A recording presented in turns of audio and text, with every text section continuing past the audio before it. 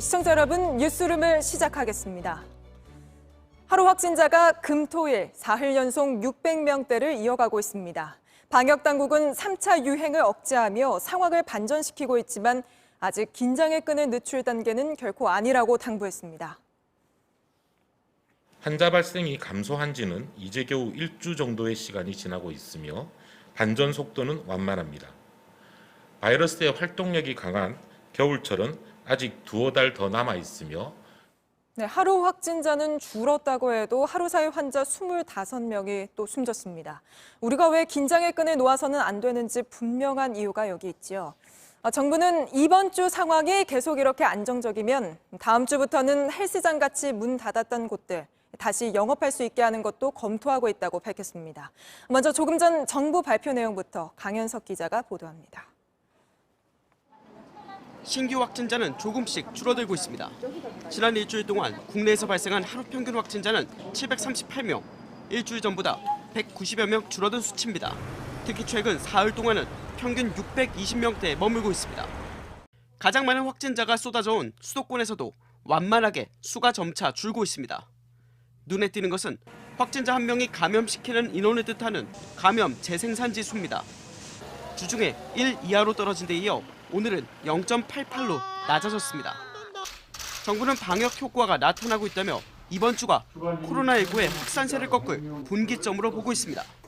확실히 안전 국면으로 접어들려면 이번 한 주 동안 사회적 실천력을 최고 수준으로 유지해야 하겠습니다.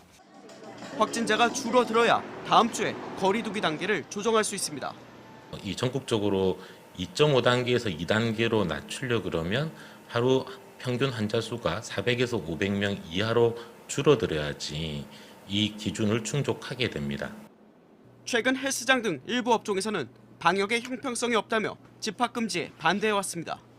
방역당국은 최근 집단 감염보다 개인 간 접촉이 확산세를 주도하고 있다며 17일까지 한 주만 모든 모임과 약속을 취소해달라고 당부했습니다. JTBC 강현석입니다.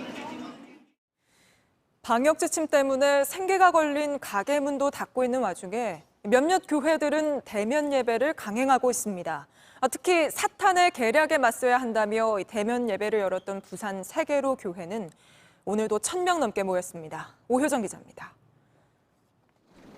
교회 문에 노란 공고문이 붙었습니다. 지자체의 6차례 고발에도 대면 예배를 강행해온 부산 세계로 교회입니다. 교회를 멸절하려고 모든 방법을 강구하고 있는 우리 영적인 전쟁에서 있는 거고. 오늘도 1,000명 넘게 모이자 지자체가 오는 20일까지 운영을 중단하라고 했습니다.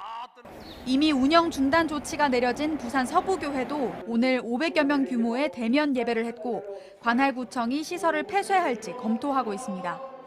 세계로 교회 측은 당장 소송하겠다고 했습니다.